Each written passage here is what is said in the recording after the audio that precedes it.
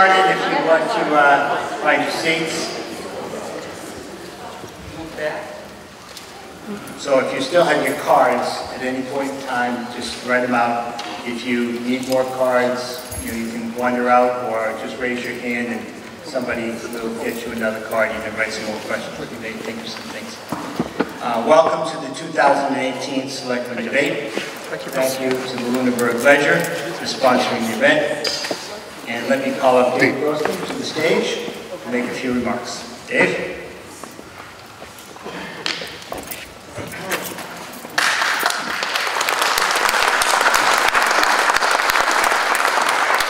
Thank you, good evening, and welcome to Meet the Candidates tonight, sponsored by the Lunenburg Ledger in conjunction with Tom Alonzo.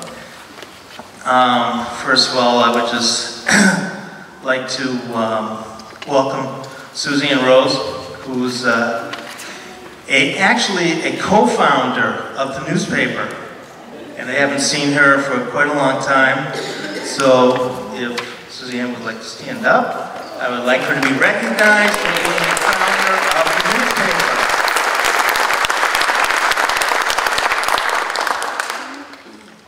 And with that, I give it to Tim Murphy, our town moderator.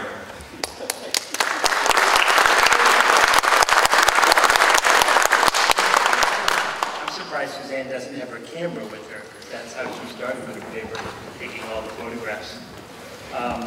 So thank you to everyone who helped organize this event, especially, as Dave mentioned, Tom Alonzo, who saw that there was a need, and he decided that he would help fill that need. We do appreciate that. I want to thank Wayne Albertini, the timer, who helped me keep track of the time for this evening's event. And I want to thank the candidates. Thank them for being here. Thank them for their willingness to serve our town. This is a very big job. It takes a lot of time, a lot of energy, and a lot of commitment. And I'm very pleased that they're all here and that they believe that strongly in the service to our town. So let us begin by standing, addressing the flag, and reciting the Pledge of Allegiance. I pledge allegiance to the flag of the United States of America and to the republic for which it stands, one nation, under God, indivisible, with liberty and justice for all. Thank you very much. Earlier we drew numbers to determine, actually it was cards, but we drew to determine the sequence of the speakers, so that was done very randomly. The format of tonight's debate is in 5 sections. Each candidate will make a 5-minute opening, and I don't think we addressed this, but your openings will be here at the microphone, and then the rest of the event during questions will all be at your seats, and then you'll make your closings back here at the microphone. So each candidate will make a 5-minute opening.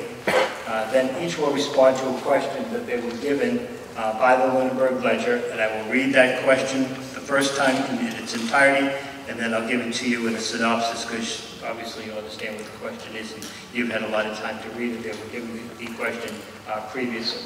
Then each candidate can ask 2 questions, one to each fellow candidate, following this type of a format. The questioner asks the opponent. The opponent has 2 minutes to respond. The questioner has 2 minutes to rebut. The opponent has 1 minute to rebut. The questioner can have an additional 30 seconds to further rebut, and the opponent can have an additional 30 seconds to continue to rebut. We'll see how that goes. Then the audience will get their questions answered. Obviously, we just talked about the index cards.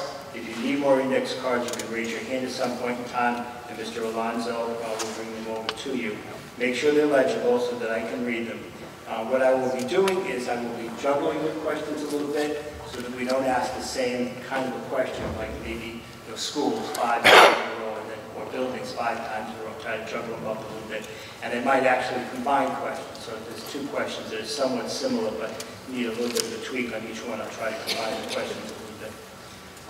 When we're done with the audience part, then the candidates, when we do the audience questions, it has to be a question that each one of them can answer. It shouldn't be designed specifically for one candidate. It has to be a question that's pertinent to all 3. And they will answer the question, each one of them will answer your question, so you'll get all three answers. Finally, we'll have the candidates make their closing arguments, statements, if you will, and that's during the 3-minute closing. I know that there are some of you in the audience who are very partisan already at this point in time in the juncture of the campaigning. You'll be tempted to hoot and holler after each and every answer. I would suggest you might want to hold those types of applause so that we get plenty of time to get everything done before the evening concludes. It's our expectation that we are going to go till somewhere around 9 o'clock. So I'm going to stop the questions at 8:45 so that we have enough time, unless we don't have any more questions. But we'll stop at 8:45 so that there's some time for them to make their remarks before we get to 9 o'clock. The debate is being recorded, as you can see. It will be rebroadcast on Lunenburg's public access channel. I don't know when it will be, but if you check on the channel, I'm sure you'll be able to figure it out. So without further ado, we're going to begin with our openings. And Mrs. Adams is our first opener.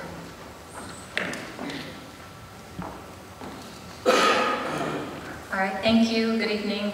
My name is Katey Adams. I grew up in Lunenburg as Katey Byrie.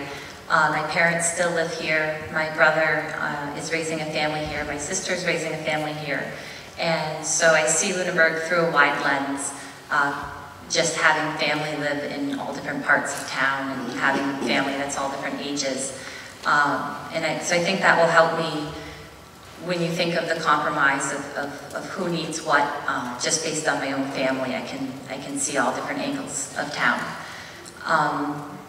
That being said, in terms of how I got involved in town government, I think that's what I'd like to share tonight.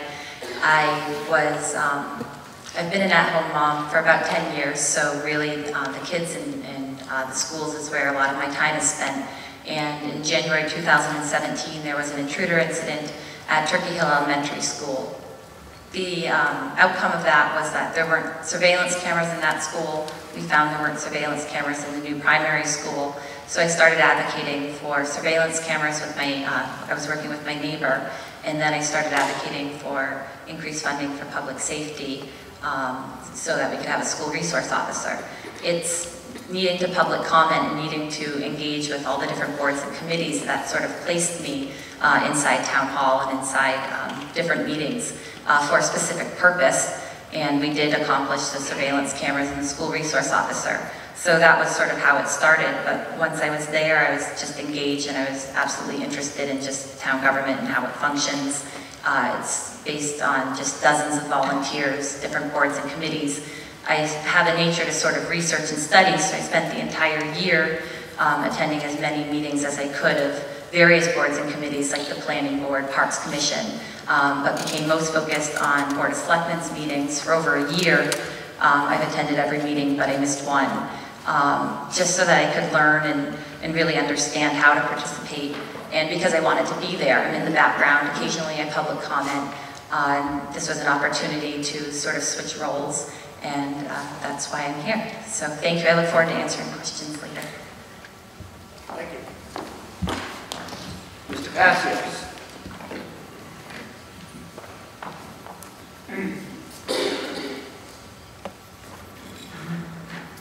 Good evening to everybody in the audience here at the nice, beautiful new middle high school. Our tax dollars at work. My name is Dave Passios, and also welcome to the folks at home that will see this later. My name is Dave Passios. As I look around the room, I see many familiar faces. My family moved to this town the year I was born, 1953-54 school year. And my dad was the first principal of the TCP elementary school. So I've been here all my life. Initially, in the early years, very heavily involved with the farming community, where I grew up next to a poultry vegetable farm up on Highland Street. Spent much of my free time away from my biological family on that farm, traveling to the local farms in the surrounding towns, and including Lunenburg's dairy farms, etc., and going to the Waltham Field Station, so on and so forth. So the farming community is very deeply rooted in my early upbringing. I went to the Stockbridge School of Agriculture and actually worked in agriculture for a number of years right out of college. Since then, I've been more or less in manufacturing for 14 years, animal feed in Fitchburg, Mass, and now in the concrete landscape products business. My passion for the town of Lunenburg is unwavering. I had some thoughts a few years ago, and somewhere down the road this may happen, but I had thoughts of retiring outside of town. I have changed those plans very clearly. I'm more solidly rooted than ever in Lunenburg now, and plan to be here for quite a while. My involvement in the town spans many years. From the age of 16, I was on the call fire department here in Lunenburg, aggressive interior firefighter for many years, part of the roof crew for the latter years, and then fire ground support for the last few years. So 32 years there, elected official to the Board of Health for the past 7 years, involved in a number of initiatives personally and with a small group here and there to bring initiatives forward that citizens were interested in trying to move forward, because it seemed like the wheels of municipal government were turning way too slow for them. Article 24 this Saturday is one of those items that we brought forward just to kind of kick the process into second gear and start to push to get something done with the 5 town buildings. My goals, if I am elected to the Board of Selectmen, are outlined on Facebook, on the campaign page, also in the pamphlet that I believe most of you probably have in your hand. And the 2-page document is the full text of the information I sent to the Ledger when they put together the article a week or so ago, highlighting all 3 select board candidates. Specifically with the Board of Selectmen, I hope to be a driving force to move forward with a lot of the things that so far all we've heard is rhetoric versus actions. They seem to, in the last few weeks, be suddenly moving forward with some initiatives, including the 5 buildings. The last meeting was to bring out their individual proposals for the buildings. It's going to be a difficult situation to pull together to try to do a comprehensive program with all 5 buildings. But if we work together, maybe we can come up with something that works for enough people in town so that it can be supported, and find a way to fund it, which is the biggest project, the biggest thing that is a stumbling block for anything we try to do in this town. I think we need to control costs in the budget that are controllable, and there are some in there. And it doesn't mean chopping departments and laying off people right away. I think we do it systematically over 3 or 4 years and get our budget balanced back in a way that we can support all the departments in town, and not have a large amount of our new growth being swallowed up by 1 or 2 departments every year. We estimate usually in the budget $350,000 a year in new growth. Now that's the estimated amount that we put into the budget. We've been fortunate the last few years that that amount has been much higher than that. So we've had some money to work with. But what happens 2 or 3 years from now if the economy comes down like it has a number of times in the last 40 years? Or maybe it's a little further out. We're not going to have that number well over $350,000 in new growth to work with. And we've also taxed the residents to the fullest every year for as long as I can remember. I think with some better management and some interesting ideas as to how to bring revenue into the town, that we can all work together and make this town, move this town, I should say, into the next decade. Thank you. Mr. Jeff. Good evening. My name is Mike Ray Jeffries. I'm running for Selectman. So I wanted to, throughout this campaign process, I realized that I haven't spoken enough about myself and my background. I've tried to really stay focused on the issues and the things that I'm trying to, my goals for running here. So a little bit about me. I started, my family moved to Lunenburg in 1993 when I was in 5th grade. So I am currently 36 as of last week. And I graduated from Lunenburg High School in the year 2000. From that point, I joined the military when I was a junior in high school, and I completed basic training between my junior and senior years. So this Saturday will be my 19th anniversary in the military. Over the course of my career, I started working as a patient administration specialist or a medical regulator. I've also worked as a human resources NCO, military police officer, and also as a paralegal. Within that, over the course of my career, I've started as a team leader, moved to a squad leader, graduated to being an executive officer of a military police company, and then in 2011 transitioned out of a more active military role into a civilian role with the Department of Defense, where I worked as a staff supervisory administrator for the Department of Defense out of New York City, overseeing with a staff of 53, supporting 687 soldiers in New Jersey, New York, Vermont, New Hampshire, and Massachusetts. Over my career, I spent a lot of time training, working with people, working with intergovernment agencies, learning how, it starts at a very low level, and learning how, with the military, we learn this thing, it's called the military decision-making process. And one of the things that's really unfortunate about movies is it makes it seem as if the military is just barking orders at people. When in reality, the way that we actually make decisions are we bring the leaders into a room, usually a team of about 15 to 20 people, and we work out every detail of a plan. And we come up with multiple options and the pros and cons of those options. So moving back into Lunenburg, I moved back. Lunenburg has technically always been my address because of military status. But I moved back to Lunenburg essentially full-time the end of December of 2013. I started my own business as a property manager. I currently manage residential property in North Central Massachusetts, and then also a historic property down in Cambridge and Harvard Square. My motivations here for running for Selectman are to be able to use some of this training that the government has provided to me, that all of us have paid for, to use this training and bring it back to the local level, to be able to resolve some of the conflicts that we're all facing. One of the things, and this is a global issue, Lunenburg is not unique in having this problem, but we have a history in this town of retirements ending, roughly about 75.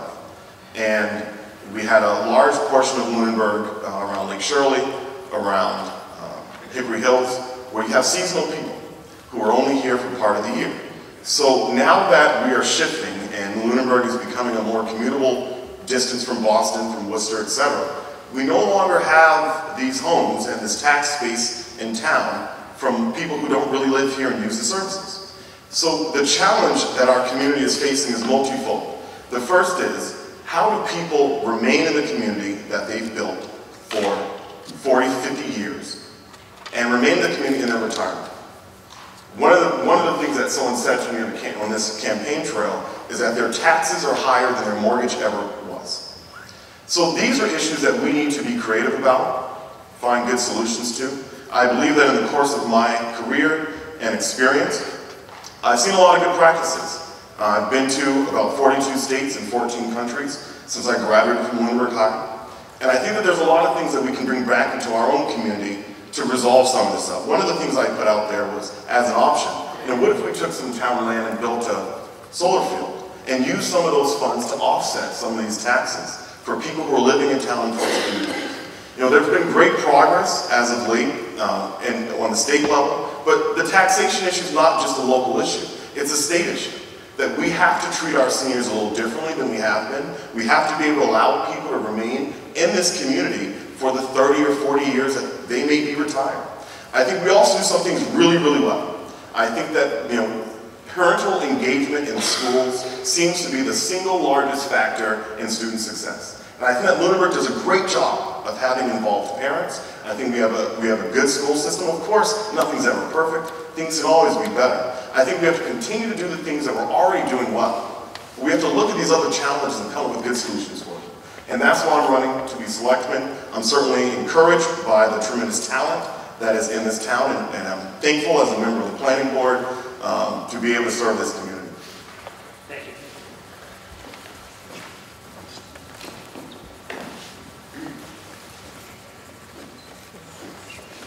So the next portion is the, can you stay quick with me? I want to ask you. The next portion is the question that is presented by the Lunenburg Ledger. So I'll read it in its entirety the first time and then in synopsis for the next two of you. There has been much discussion over the last several years of what to do with the town's aging, vacant, and underutilized buildings in town center, among which are the town hall, the Ritter building, the old primary school, the Brooks House, and the T.C. Passios building.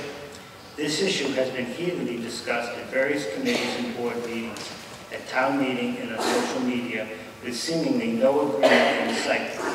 As you seek to become a selectman, can you share how you plan to deal with this unsettled issue?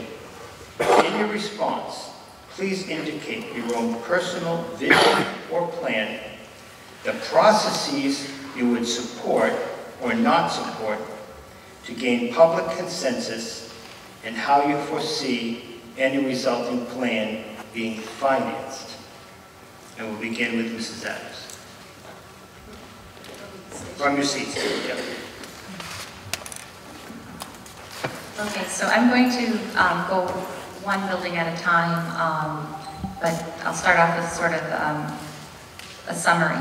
I think in terms of a lot behind these 5 buildings, one thing that's discussed a lot is the future of town offices. And so I'll start there with Town Hall and the Ritter building. Those have recently been studied by a company called Vertex, and they did a building conditions assessment on those buildings, or actually on these 5 buildings we're discussing and 2 others, Turkey Hill and the Eagle House. And of the 5 we're discussing, Town Hall and the Ritter building fared the best on the building conditions assessment. And they broke them, the assessments broke the cost of these buildings into immediate needs, and long-term needs, and sort of intermediate needs. And the immediate needs for any of these buildings were listed as something that is either a safety hazard or something that is completely failed. And for both the Town Hall and the Ritter building, the immediate needs for those buildings were both under $40,000. For the Town Hall, it was primarily that it would need a new roof. And so I think we can put items like a new roof into capital planning, and in the meantime, make those buildings continue to function. At least I would go for another 5 years before we make a large town office project. The town we're still digesting this $72 million school. The debt hasn't expired on the public safety complex or the library. Those 2 projects, the debt expires in 2023. That's a time when the taxes would go down.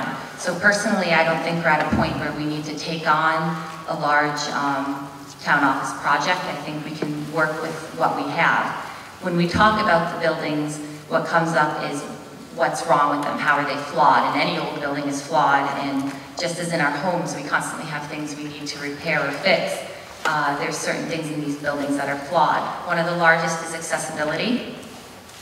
And so when you think of the accessibility for me of Town Hall, the least accessible space is the 2nd floor, and we use that the most during meetings. And so instead of thinking of where do we build a new where do we build a new building to solve that problem, I think we can solve the problem with the buildings we already have. So one night in January, I public commented about the thought I had was that every single time we go up to the 2nd floor of Town Hall to meet, we are surrounded by meeting spaces we could have been in that are more accessible. This school has collaborative meeting rooms that are often empty at night, and this building's completely ADA compliant. We could be meeting here. The Eagle House is often closed at night. There's a beautiful meeting room there. And the library, their rooms are pretty heavily used, but there's completely ADA compliant meeting space in all of these buildings. So instead of looking for a large project to take on, I think we can look for the small problems to solve. And if you could solve the problem by spending almost no money at all by simply moving where a meeting is, I think we'll have better outcomes and we'll save a lot of money. Moving to the old primary school, that building obviously fared very poorly on the Vertex study. They broke it down by percents, and the town hall was 12%. 0 would basically be the best. That building was a 70%, so that tells you how far apart they are in their assessments. And I think the building's a hazard. I think it's a bit of an eyesore that we've become comfortable seeing. I compared it at a meeting to my laundry pile. I don't see it. But if you came upstairs to use my second floor bathroom, you'd see it, and you'd, whoa. And I think that's what old primary is. To us, it's something we're comfortable passing. It's this vacant hazard of the building. And we've talked a lot about increasing open space in town center. It's a place where we could have safer tree lightings, larger summer concert series, expand our farmers markets and get them off the road by the Ritter. So I see that space as valuable land and not necessarily as a building anymore. A lot of the open space I had as a child has been taken up by buildings, and if we always add buildings and don't consider removing one, I think you run out of the open space. We have had, I know we had a car show last year, and we have 2 things coming up in June, where in order to come together as a community in town center, they actually close Memorial Drive. We currently, as a town, close a road in order to gather together. So I think we have a real opportunity to look at a spot like this as a place where it's always available to the town, not just now, but hopefully forever. The Brooks House. I'm sorry, but 2 minutes is Oh, moment. okay. A lot of that's okay. Wow, this is a big question. It is a 2 big, minutes. trust me.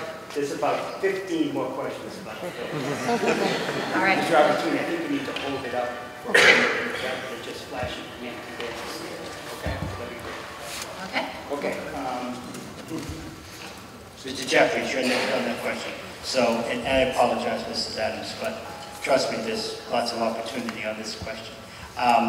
So it's about the town buildings, obviously. Your plan, a process to get there that you would support, or one that you would not support, and how you're going to finance it. So I think Process to get to consensus, I think is the question. Yeah, you know, looking at our town buildings, the first question I think that we all have to answer is, are we able to offer all of our residents the dignity and respect that they deserve? And when you look at Town Hall and you look at Ritter Building, the answer is no. If you are a disabled veteran, if you are a senior with mobility issues, and you're living by yourself and you want to build a ramp to your house to make it more accessible for you, to get into the Ritter Building, you have to go around the backside of the building, come in through a conference room, go across office space in order to get what you need done. To come into the town hall, we've had multiple people get stuck in the elevator that goes upstairs. It's like a cargo elevator. I think that the buildings, number one, town hall and Ritter Building, are failing to do their function. That we need a combined solution. You know, there's a benefit to co-location. That benefit is, you know, you talk over the water cooler and you share ideas. And when we choose to have our staff walking across the street, we're accepting, to me, an unnecessary liability. For what gain? I think that we need to consolidate our offices. I think a lot of work has already been done to study these, so I think we're at the point now where I'd like to see a contingent article at town meeting that basically says, here's option 1, here's option 2. So that's the process I'd like to follow. Specifically, the old primary building, I think, needs to be torn down. Now, what do you do with that land? Option 1 would be senior housing. Option 2 would be parking for some kind of usage at the Ritter. And option 3 would be a location for a future town hall. What do we do about the current town hall building? I think that we should convert it to be a cultural arts center, perhaps have indoor space for farmers market. That would be an ideal solution.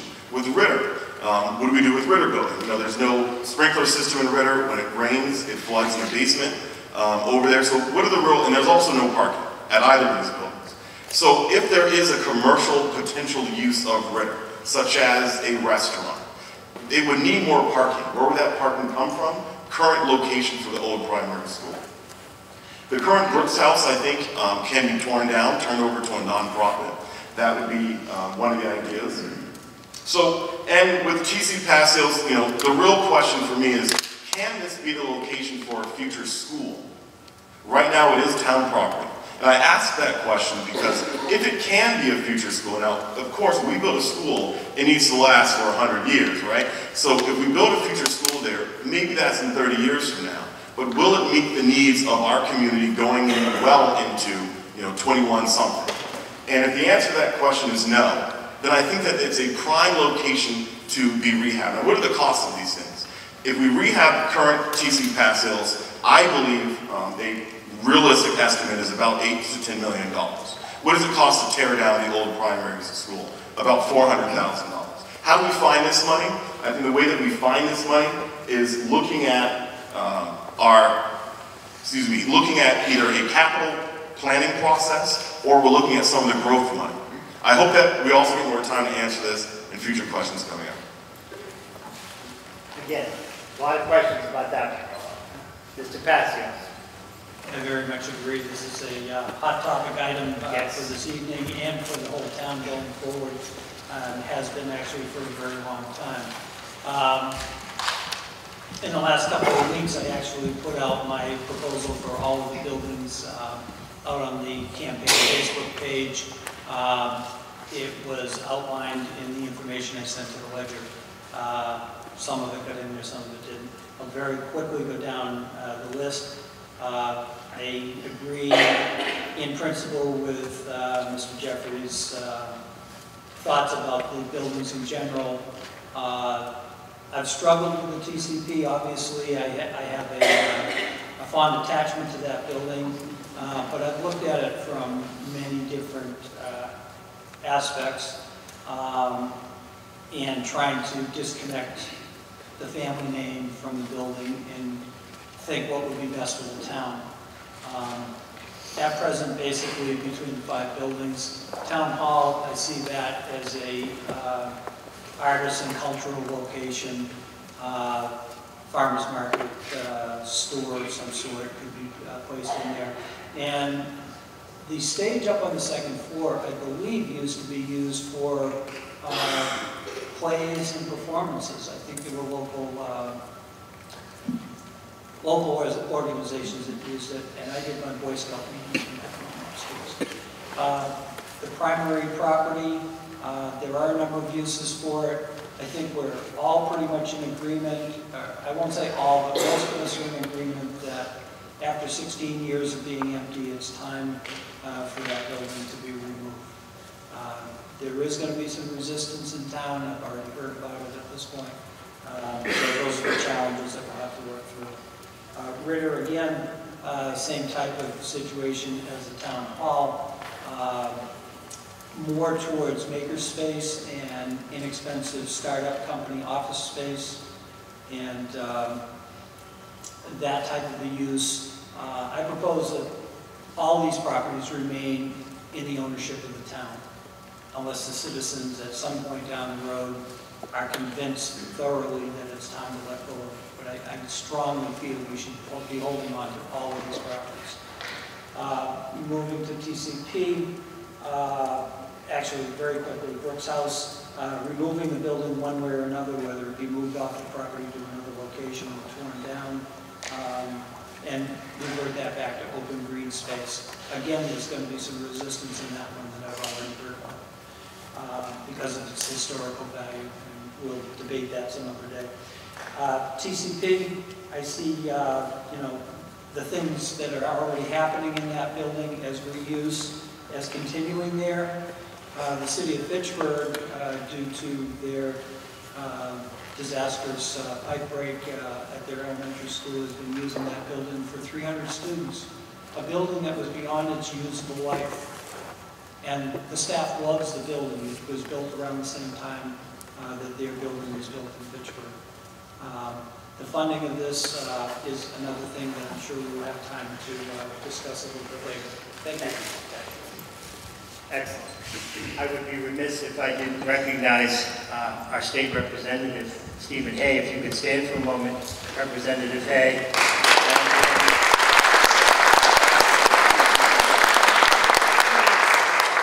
I know you must have more evening meetings than anybody can imagine, so for you to come and listen to the concerns of all the people in Lunenburg, we very much appreciate that. Okay. Now we're at the point of our debate where each candidate can ask two questions, a question for each one of the other candidates. The person being responding will have 2 minutes. The person asking the question will have 2 minutes. And this is all for Mr. Albertini to keep track of. And then 1 minute to rebut, and 30 seconds and 30 seconds. So the first question comes from Mr. Passios. Okay, and I can choose. You can choose who you want. First question is Passios. to- Okay, to Mr. Jeffries, in recent days, you've mentioned the proposal to put a solar array on town property. I ask you as a member of the planning board that just refused to approve a solar array on a piece of property up on Northfield Road, how is it any more appropriate for the town to go ahead and do the same thing? Sure. So I first have to state that there's pending litigation with regards to the solar project, so I'm very limited with what I can actually say. But I would like to state what's already in the public record, which is that my reason, and I was an advocate for denying the solar project, my reason for advocating to deny the project had nothing to do with being against solar. I'm a big fan of solar. I think that what my concern was that it was a proposal to clear cut 34 acres on the side of the hill. And Massachusetts, as well as the federal government, are crystal clear in that they strongly discourage clear cutting land for the purposes of solar fields. The other issue was that this is also on the side of the hill, so at the bottom of which are wetlands. And the environmental impact statement from the proposal was that there would be none. So I am not an environmental scientist, but I find it unfathomable that you can clear cut 34 acres on the side of the hill and have no impact to the environment whatsoever. That just seems hysterical. One of the other things was safety. There was no mechanism in the solar field, so this is going to generate 6 megawatts. There was no mechanism to notify the fire department in the event of a fire. Their plan was for the neighbors to call it in, and the fire response team was located out of Haverhill, Massachusetts. I also found that to be unacceptable. And I think one of the main, so public safety I think was a big part. The other part is that Northfield Road is a scenic area. And, as they propose this field, one of the things that I think developers should do is talk to abutters and say, hey, we plan on doing this behind you. What can we do to mitigate, your concerns? To me, if you're going to build 34 acres of solar fields, that to me seems like it should be step one. So I think what's different is there is a responsible way to incorporate solar into our community. And I know you have a rebuttal or follow-up, so I'll wait and answer the rest of it. Exactly. Okay, so you've got 2 minutes, Mr. Passios, and then you'll get another minute. Thank you for your answer so far. I just question where the town property is going to be that is not going to affect abutters in the same way that it seemingly affected in the board's decisions affected the residents on Northfield Road. And I do understand there's environmental issues that you brought to us that were also tied into that. Much of the land that the town of Lunenburg owns has wetlands either as part of it or abut it, or we have lakes abutting it. So I really question, other than maybe the old landfill, which for years private industry has tried to figure out a way to put an array over there, and the infrastructure is just not there from Unitil to do that. Maybe down the road it will be a viable project, but they've tried a number of different ways and it is not going to work. So I question thinking that we're going to increase revenue in town by putting a town-owned solar array. Yeah, so follow-up to that is, as you just noted, deny the plan to connect 6 megawatts into Unitil already, which I think infers that Unitil has the capacity to connect 6 megawatts. So I think that, while I hear what you're saying, Dave, and I don't want to be argumentative with you, I think that the impression that I have is that Unitil can accommodate a 6 megawatt facility. And therefore, I think it's not unreasonable to assume then that it can accommodate a 2 or 3 megawatt facility. Now, where do we put this stuff? I'm a big fan of brownfields. With And I think the Old Town Dump would be a prime location. But I also think there's a mental shift that happens when you have a solar field that is benefiting your grandparents, that's benefiting your neighbors, versus a solar field that has no benefit really at all to the community other than to the people who directly own it. I think it's a different image. You know, I live next to about 55 acres of fields, and I'll be honest, I would have no problem, I'm the only one back there where I live, I would have no problem looking at 40 acres of solar fields if I knew that it was going to help keep seniors in this town. You've got 30 seconds. I appreciate your comments, but I still think that, you know, the attitude of not in my backyard is still going to play into that very strongly. Maybe unfortunately, but I don't see it as a viable project to create the revenue that for use that you've brought forward. Thank you. And you have the final word if you wish. Well, maybe perhaps, Mr. Passios, you can call me a bit naive, but I think I have a lot of faith that communities are very capable of coming together to resolve community issues. Thank you. So, Mr. Jeffries, you may now ask one of your opponents a question. Sure. I have a quick question for Dave. So as a member of the Board of Health, what if, and this came up during the campaign trail, and I'm asking you because you have more experience in this area than I do. As a member of the Board of Health, what if anything can be done about the abandoned gas station in the center of town? To tell you the truth, that's more a town side issue under the control of the fire department and town government. The Board of Health is charged to protect the citizens of Lunenburg from environmental issues created by septic breakout and those types of items. We really do not have jurisdiction over that property in that respect.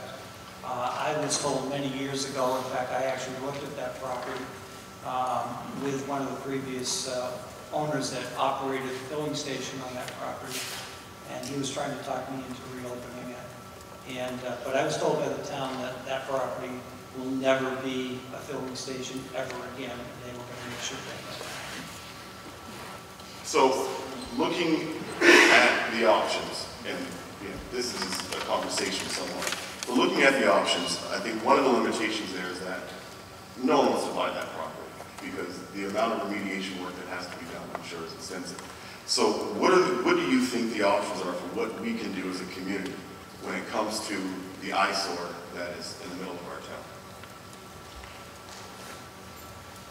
Interesting question. I'd like to mention that there have been some issues around that property with banks refusing to float mortgages because they were concerned about possible ground contamination actually passing under Route 2A to the properties across the road from it. There's no real indication that there is a problem there. It's just that there is a possibility it's there. It's never been tested, and the only way you find out is you pull the tanks and you have the ground inspected. At this point, I think nothing's happening because the bank is not, the bank, that's, I believe is a bank-owned property. The bank, excuse me, has no interest in investing in that property. And the town could take it over, but it's going to be a big nut to crack to finance what may or may not be there. So it's in limbo. I agree. It's an eyesore, but it's a real difficult situation to work out, especially with all the challenges we have for present revenue. Thank you. Mr. Jeffries, you have 30 seconds. Is there anything you mentioned about the environmental, the potential negative environmental impact, and that being a reason why banks won't let anyone basically borrow money to buy it? So, is there then some crossover with, I mean, what department, if not the Board of Health, would look into potential environmental contamination? I think that would come under the auspices of the DPW, to tell you the truth. And my comments about the borrowing are actually the property surrounding it, not the actual property itself. Okay. The bank would love to have somebody buy that property off of them and take on the liability, including the town. take on the liability of the potential cleanup, but nobody's willing to do that at this point. Excellent, thank you, gentlemen. Mrs. Adams? Sure. My first question will be for Mr. Jeffries.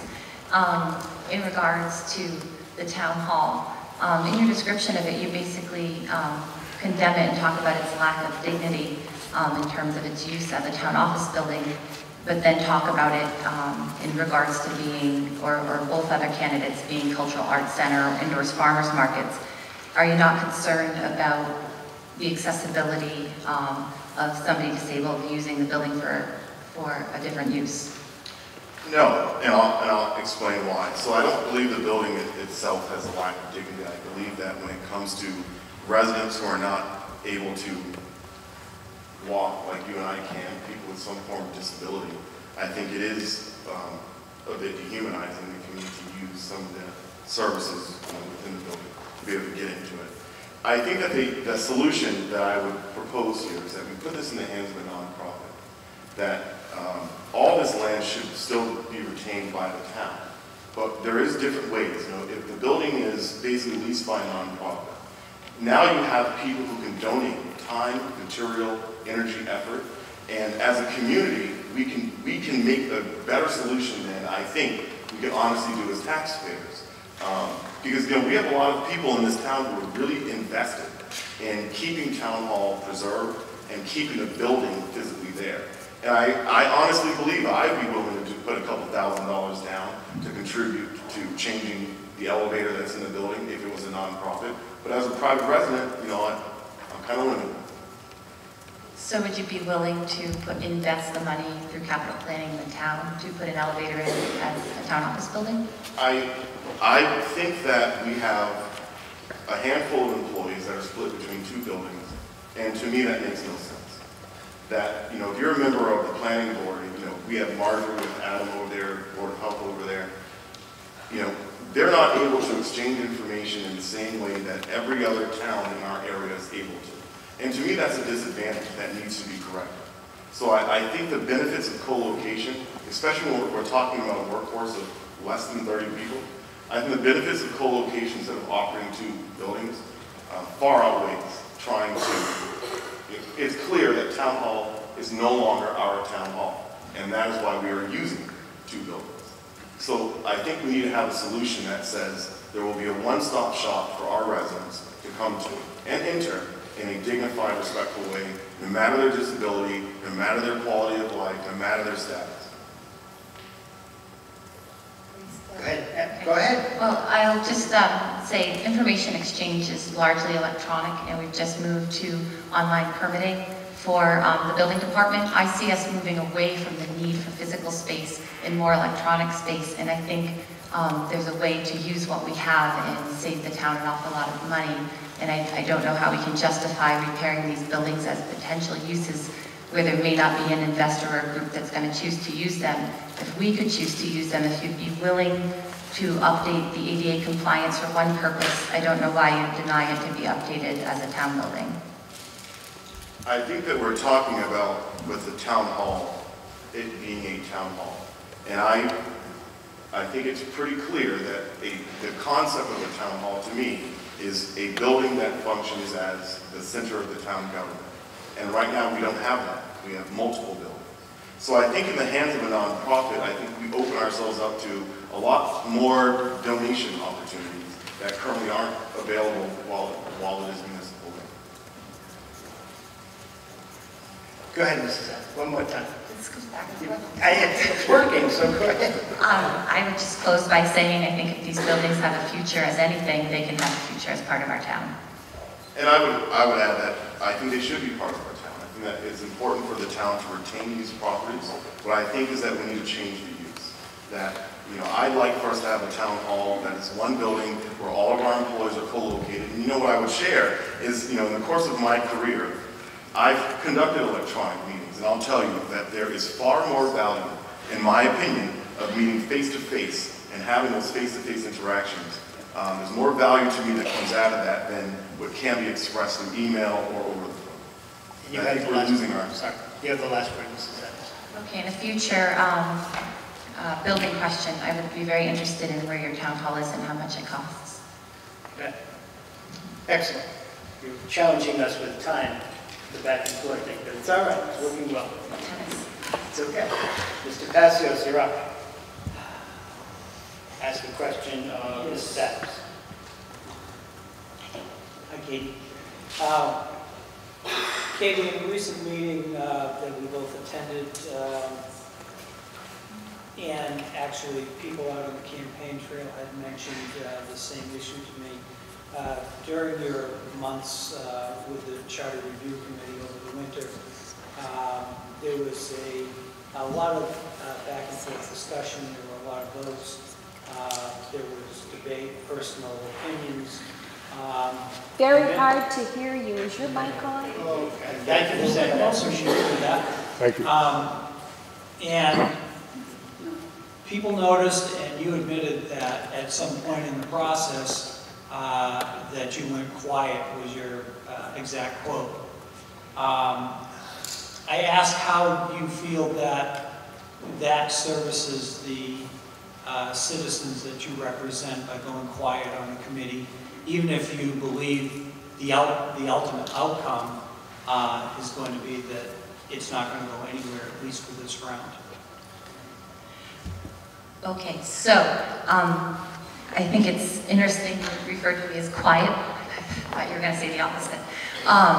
And so what happened, Charter Review Committee, for anybody who doesn't know, we started meeting around August, and the town's charter is basically its constitution, and it's set to be reviewed every 10 years. I was appointed by the school committee to represent them on the 9-member committee.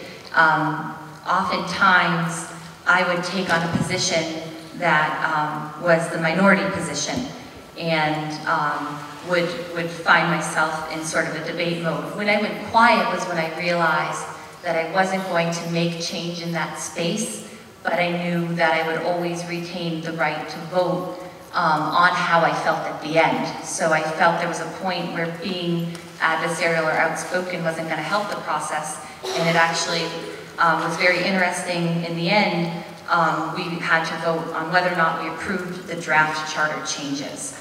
And the vote was 8-1, and so I was the lone dissenter, and that sort of represents how I felt about some of the charter changes, in particular going to an appointed town clerk. I thought it should stay as an elected and stay with the people.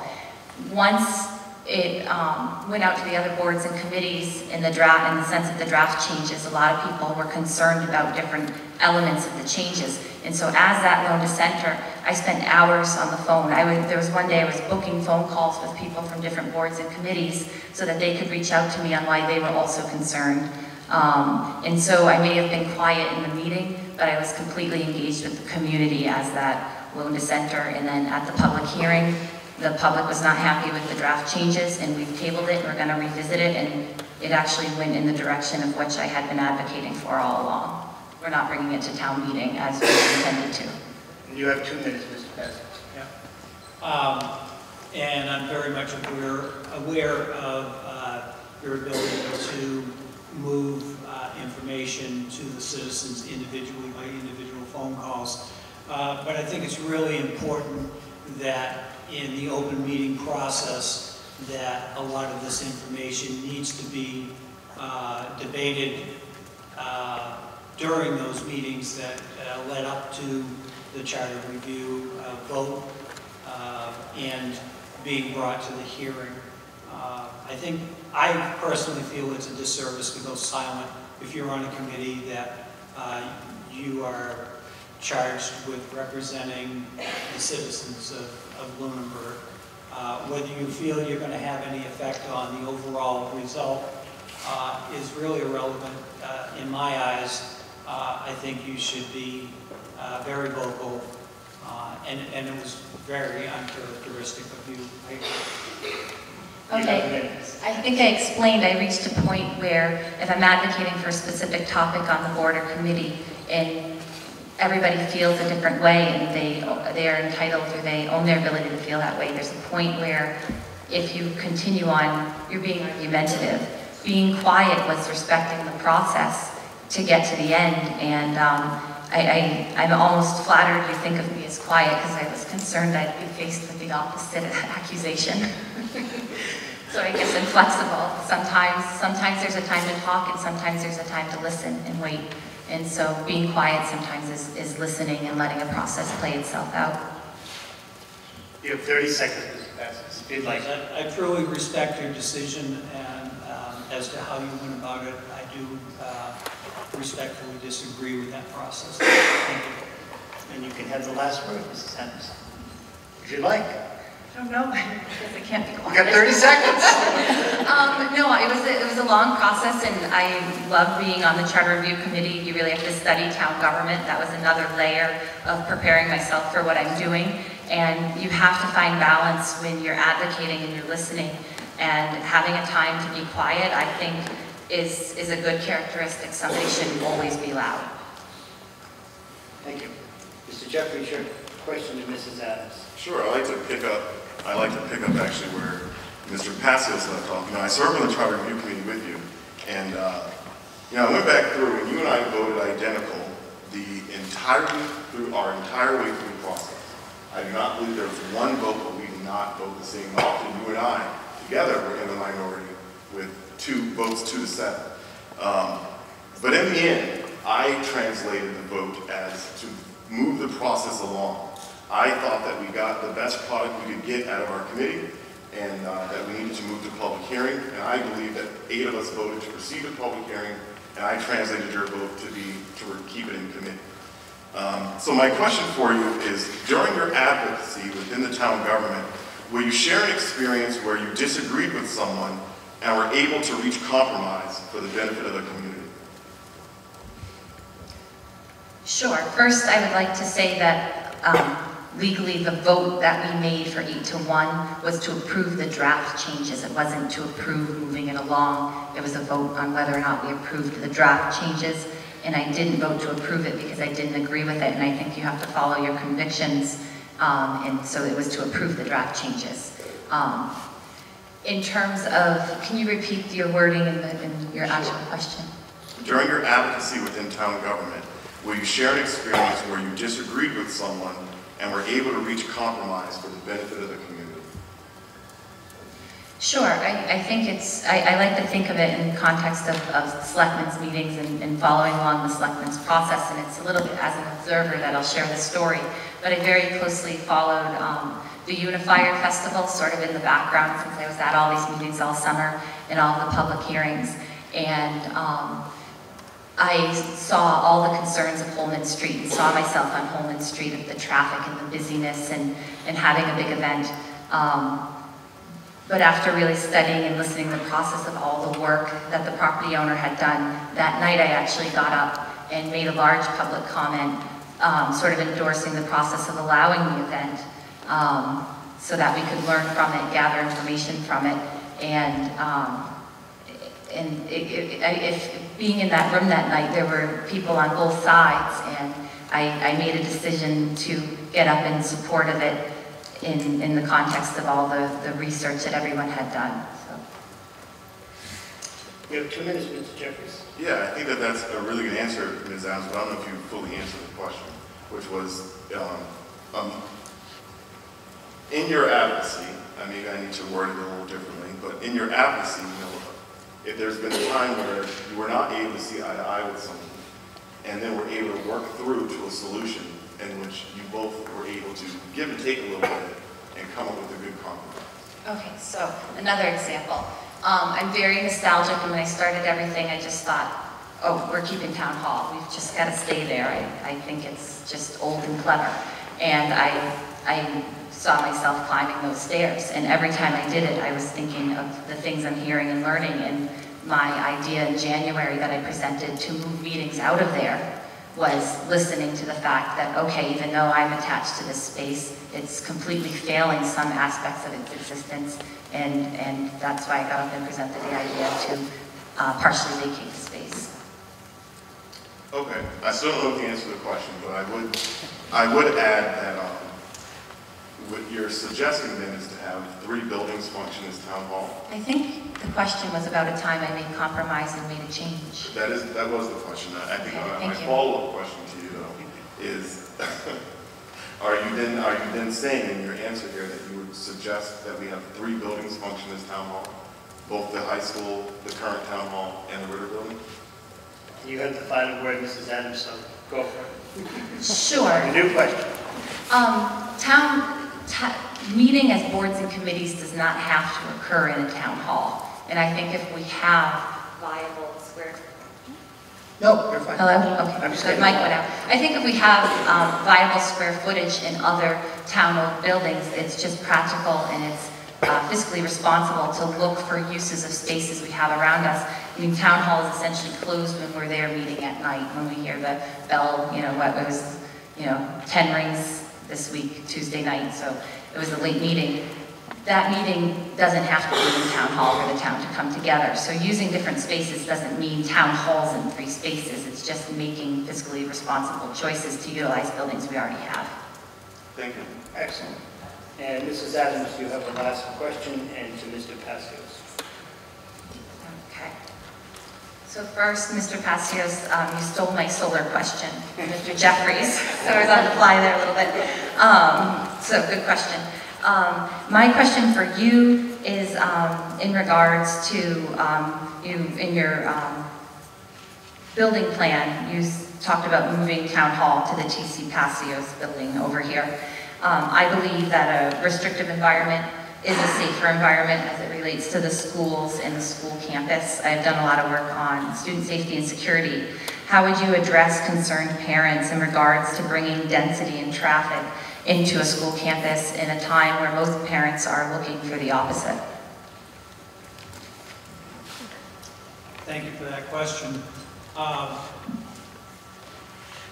I think with the configuration of the property that this building sits on, that there is enough of a separation, and with a little bit more configuration for road access to the TCP building, that a little bit better level of security can be gained there.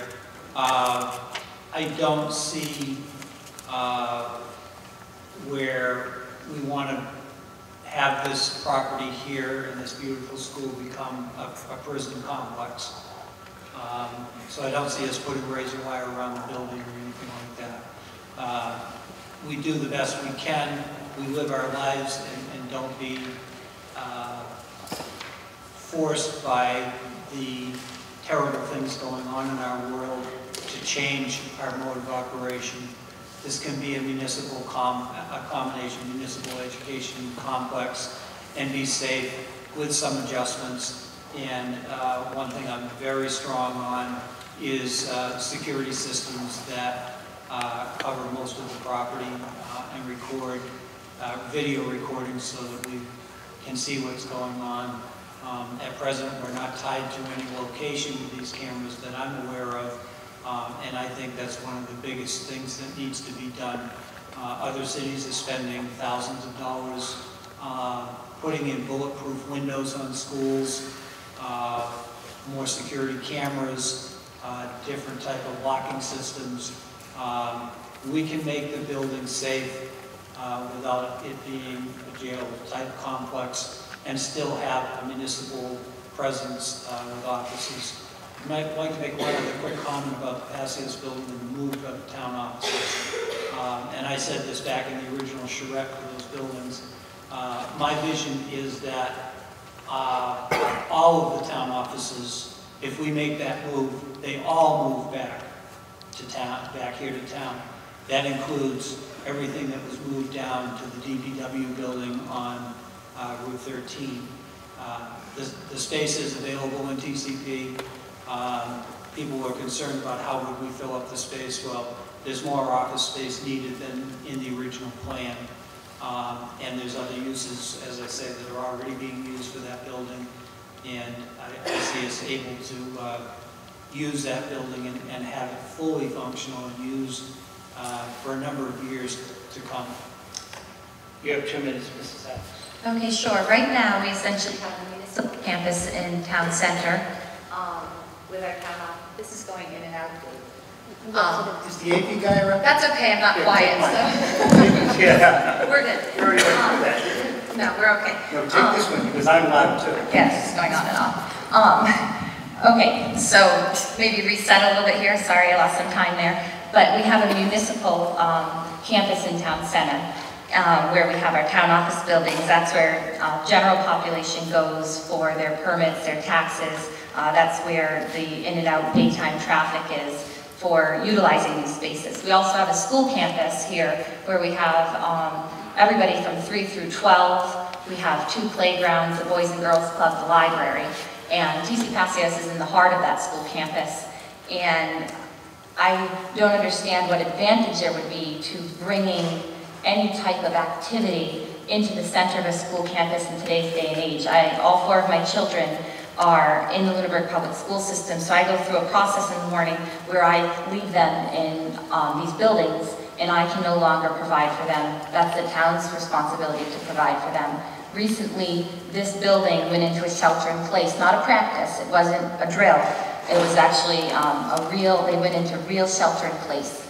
It was triggered by a car was parked in a space that seemed suspicious, and although it turned out not to be a suspicious car, the society we're living in leaves parents very, very concerned, rightfully so.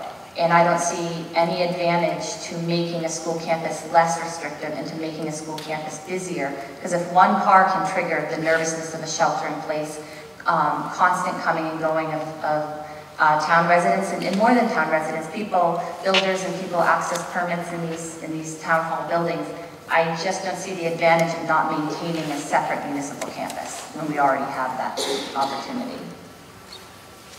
You have a minute, Mr. Okay, thank you.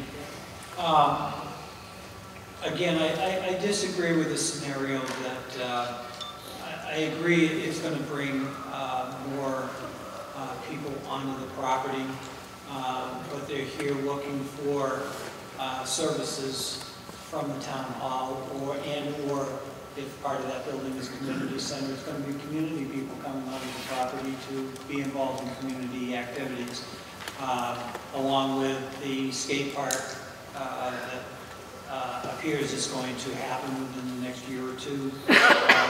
Hopefully a little more open space and enough room for activities such as the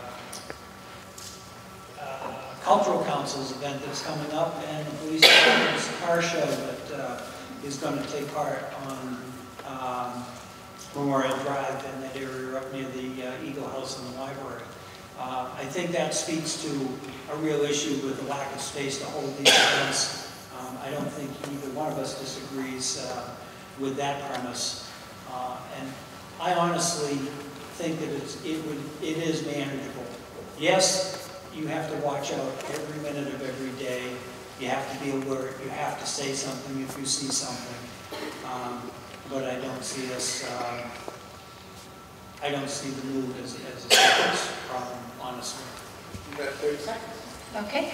You just mentioned see something, say something, and that goes right into my true feeling that a restrictive environment, a more restrictive environment is a safer environment. See something, say something is easy when things are open and routine. Bringing town offices into the school campus eliminates your ability to see something and say something because you anticipate this activity as normal when it may not be. I think we have a beautiful new school.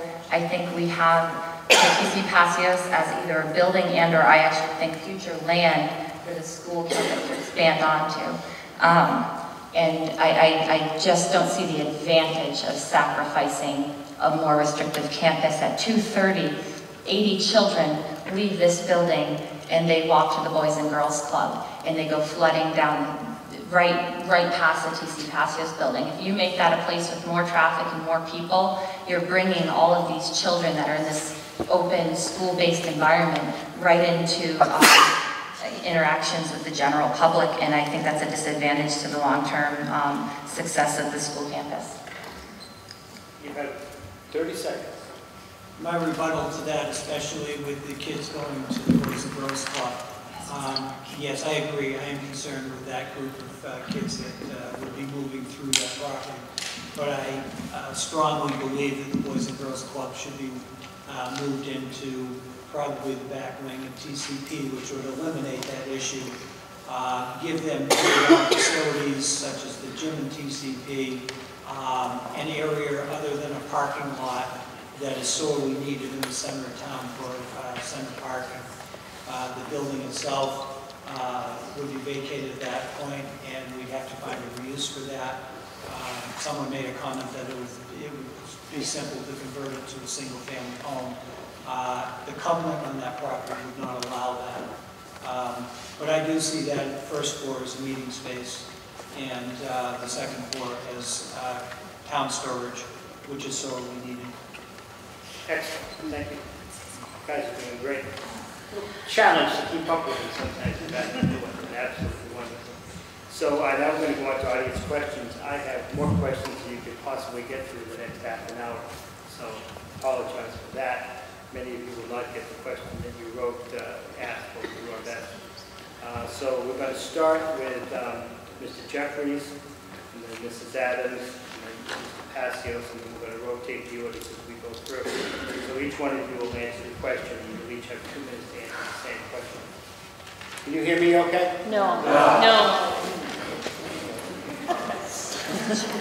Share. Good example of sharing, right? There you go. You've all been very involved in town meetings, boards, committees for a long time.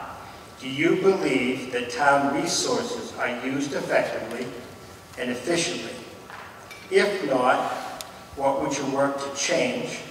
And if yes, how would you address the growing needs of this town? Are the town resources being used efficiently and effectively? If not, what would you change? And if you believe that they are, how are we going to address the growing needs? Big question. This is an excellent question, and resources can apply to both people and material. So, no, I don't believe that all town resources are being used efficiently and effectively. For example, town hall. I think it's pretty clear that if you are having mobility concerns, which includes seniors, which includes anyone that's disabled, especially veterans, that is, the building is just not able to provide for what we needed to provide for. So, one of the things, another resource is our police department. Our police department is, in my opinion, overtaxed. Chief Marino has proposed adding 1 police officer for the next 10 years, and to get us to about 26, which he estimates would be the goal for 2028.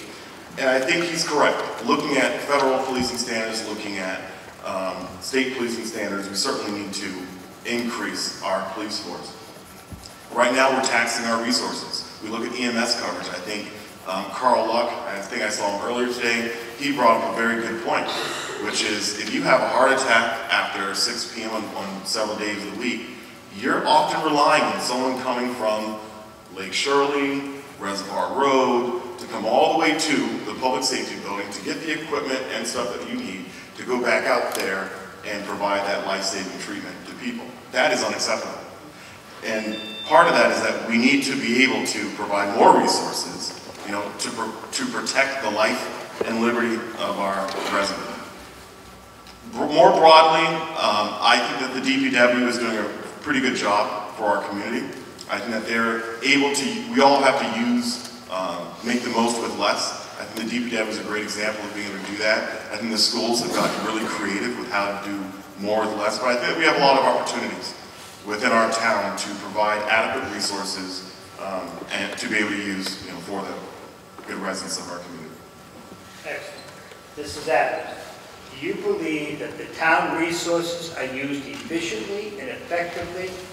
If not, what would you work to change? And if yes, how are you going to address the growth needs of the town? Okay, so are resources used effectively and efficiently? I would go with the answer of yes, and I think if you follow the process, every fiscal year, a tremendous amount of work goes into the budget. And that's really essentially the resources. You have capital planning committee, finance committee, all different boards and committees, the town manager, the superintendent. And every single year people put in I wouldn't even know how many hours to put forth the best possible budget that compromises and meets the needs with what's available. And having studied everything as closely as I have, and I agree with a lot of the public safety needs, that's where a lot of my advocacy began. And in order to really advocate for increased resources to public safety, I studied their budget, not just the year I was advocating for, but I went back many, many years. I studied their line items, what was funded and unfunded, and you watch each department head, like the chief and the superintendent, try to balance what's an immediate need, what's a long-term need, and then share everything that's available. And it's a lot of collaboration and compromise, and every need can't be met. And I think every year it resets. And this year, something I was advocating a lot for, improved safety gear for public safety. There was an unfunded line item for ballistic helmets that I thought was part of this school resource circumstance I was working on. And that wasn't funded last year, but that's in the budget this year. And so watching it and studying it, I think everybody does the best they can each and every year. Thank you. You got the question, Mr. Passios? You want me to repeat it? Let's run through it one more time. Okay. A couple of thoughts. Do you believe the town resources are used efficiently and effectively? If not, what would you work to change? And if yes, how are we going to address the growing needs of this town? Okay.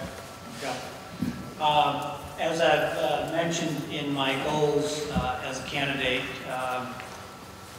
I see that there is a definite need to rebalance our appropriation of our available dollars for our budget on an annual basis.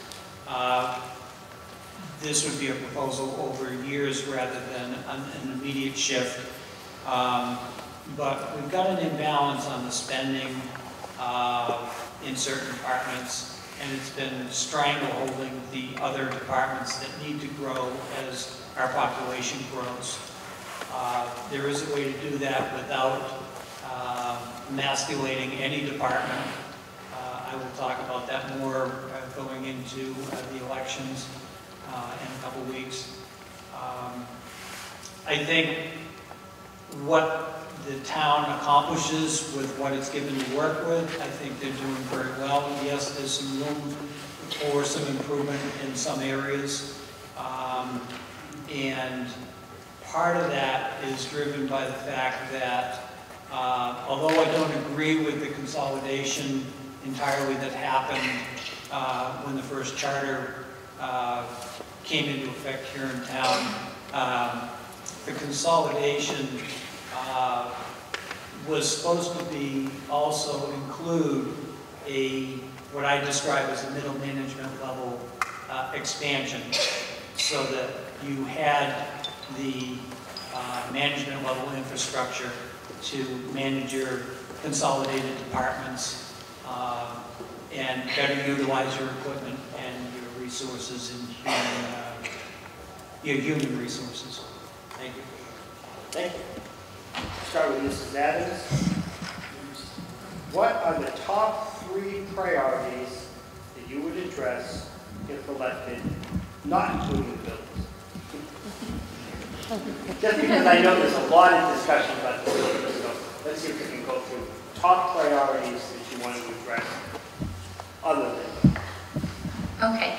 I'll start off with a little bit of, it's a bit of a deflection to the question, because if you really follow through with what a selectman does, a lot of things come before them, and that sort of dictates what they're working on. There may be an issue with someone's license, or there may be somebody seeking an entertainment license. A lot of the items on the agenda are things that you're not expecting, and then you have to learn about and adapt to them. And so I think that would be my main goal, is to go there as someone who's going to listen and engage with what's coming my way and not what I'm bringing into the space. That's really why I'm doing this, is more to learn and listen and communicate with the residents, and not to go there with a list of my own ideas. I really would like to go there to represent the community, and so I would have to find out what it is they're seeking from me. But in terms of answering like a specific goal, one would be communication. When I started engaging in public commenting, I've had my public comments ended partway through. I've seen people be denied public comment because they didn't stand up fast enough. And for me, my main goal in getting involved in the executive branch or becoming a selectman would be to make sure that anybody who's coming forward feels absolutely welcomed in the space. So that I would almost say that that's the only real goal I'd be going there with. Got more time. For more goals, again, it's if you follow what the selectmen are doing, a lot of things are placed on the agenda as they arrive and as they are developed, and then you have to learn about them. I don't intend to go there with a to-do list on behalf of myself. Mr. Passios, top 3 priorities that you would address, not including the buildings. Okay, again, in my platform document, a couple of things specifically involving the Board of Selectmen that I've put out there. There's been a number of festivals, private events, and organized group events in town that some do and some don't get forced to go through a application process and apply for special permits through the Board of Selectmen. I think we need to get that process set down on paper so that when you have these events, and set a definite policy so people know what comes under it and what doesn't. I think there's been some overreach in what goes on your own property, and I think we need to get that documented and draw the lines, and also have a packet available so that if an organization or an individual comes to town and asks, okay, what do I need to do to have this event? We hand them the packet, it tells them everything. Right now, it's kind of haphazardly communicated to them, and in some cases, 2, 3, or 4 days before the event, after they've spent 6 months jumping through individual hoops to get to the event.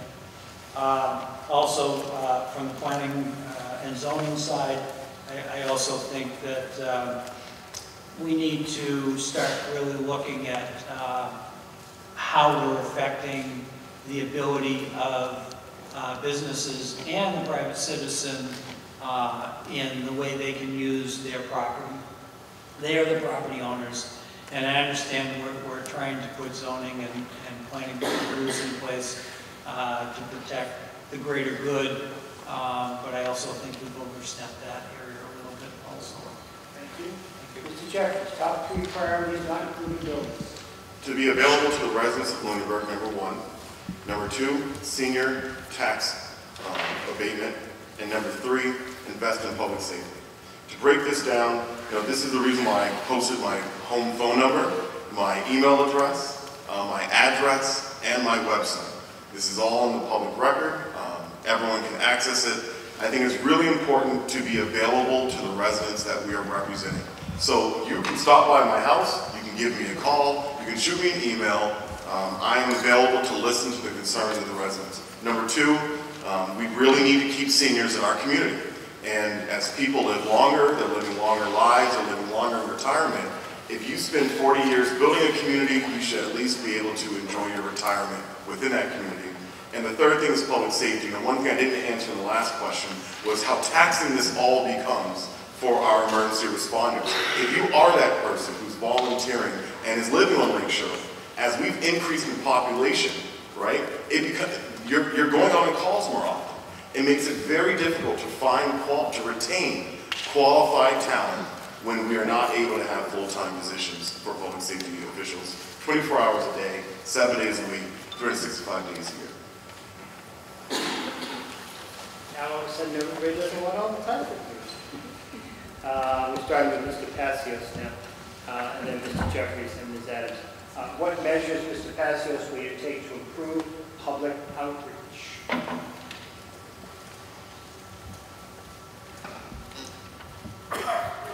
Interesting question.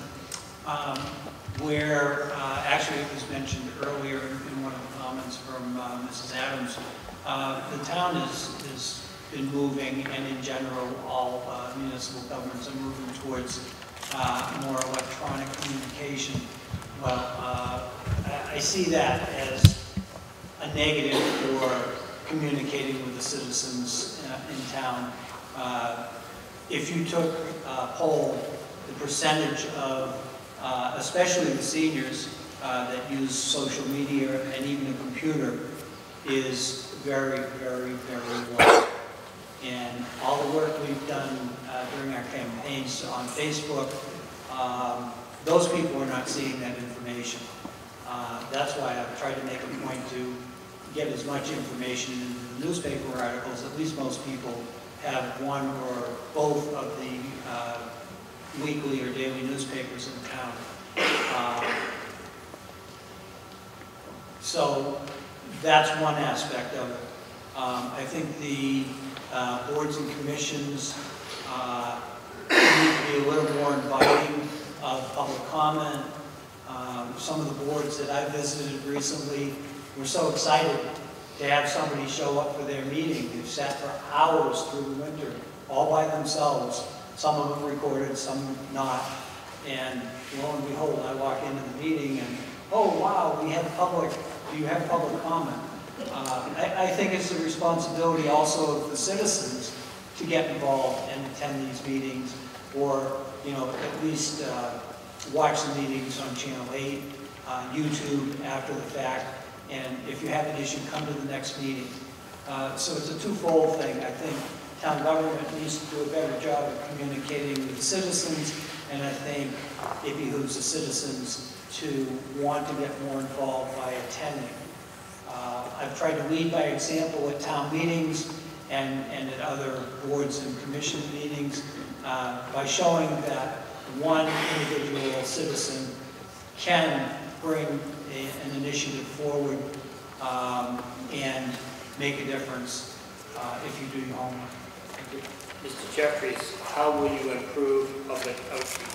Well, a couple of ideas on this. So, as a member of the planning board, one of the first things I did after getting elected was I started going door to door.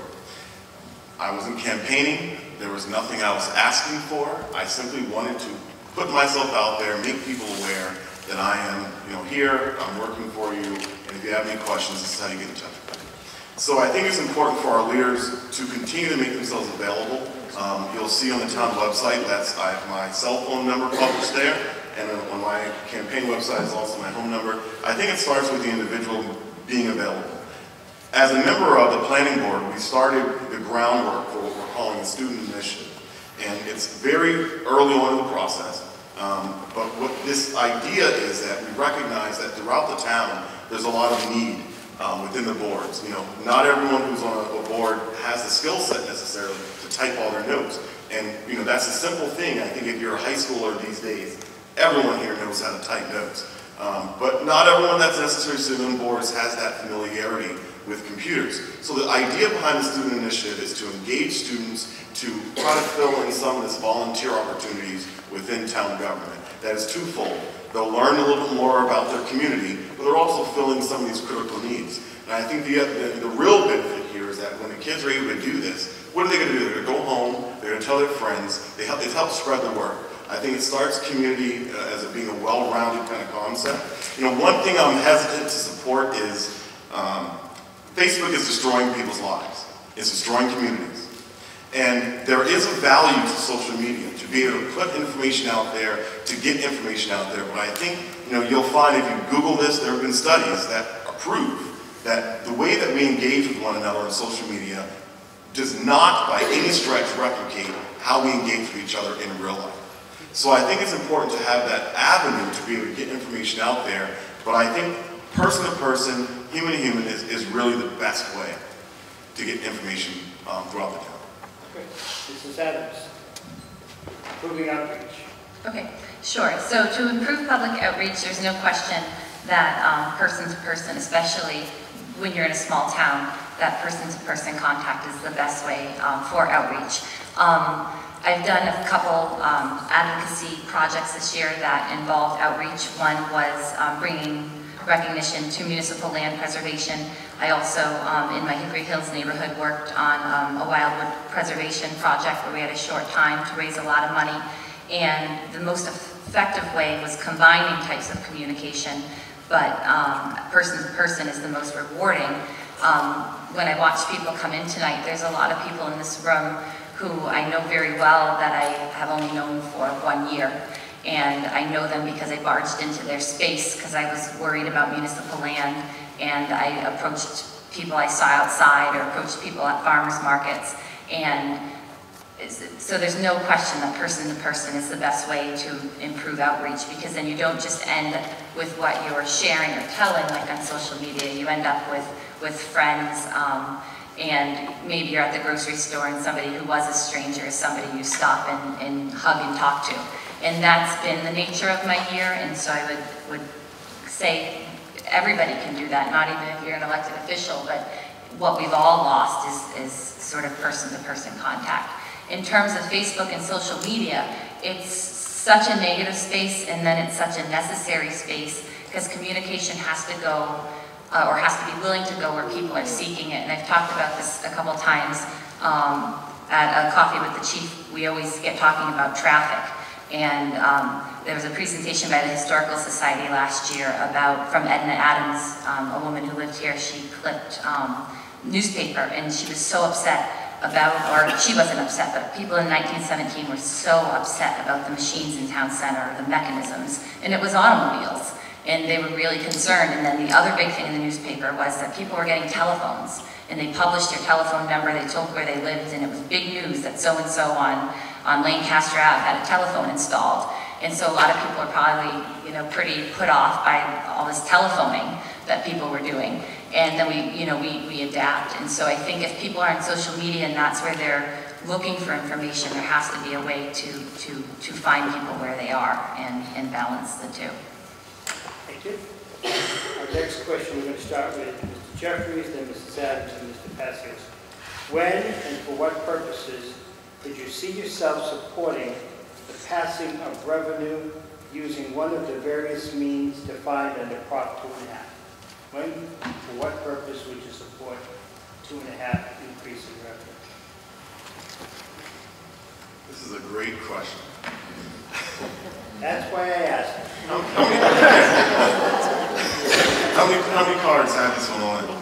There's a lot of it, but I thought this was a good one. All right.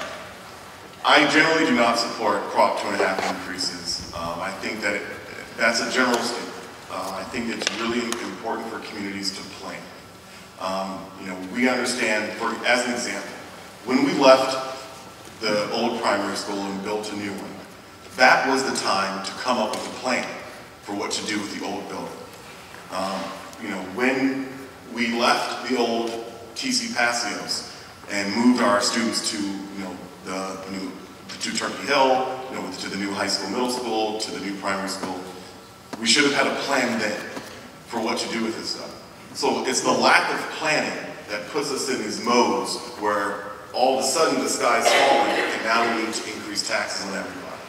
I think that as a community, it's understandable. I think, what happens oftentimes with Prop 2.5, declines is that the seniors come out, a lot of people who are on fixed incomes come out and they say, I can't afford a tax increase, which is why I've said several times tonight, it is so important to be able to look at the people who are on fixed incomes, who are seniors in our community, and have a better solution for them so that we can sustain the things that we need to do. So I can't hypothetically come up with an answer for when Prop 2.5s are okay. I think that my role, if I'm elected to be on the Board of Selectmen, would be to ensure that we are not coming to the town and asking for additional increases in taxes, and instead using the normal budgetary processes and finding new sources of revenue to answer these problems that we need. Thank you. This is Adams. When and for what purposes can you see yourself supporting the raising of revenue using one of the means under Proposition I think everybody in town would appreciate taxes not being raised, and I think that's where I touched upon this earlier with an idea of like whether or not we need to fund a large town office project right now. If you look forward to 2023, which is right around the corner, the debt expires on 2 large projects. At that time, taxes go lower. At that, if you need another project, you want to add it at a time when burden's going down and not when burden's going up. So I don't see any need to support an increase in taxes at this time. Thank you. Mr. Passios. As many of you know, I was adamantly against the attempt for an override a number of years ago. And I am still not willing to support any type of an override initiative until we've done everything absolutely possible to be efficient, spend our money wisely, get our salaries under control, everything we could possibly do to stay within our tax levy and our new growth monies.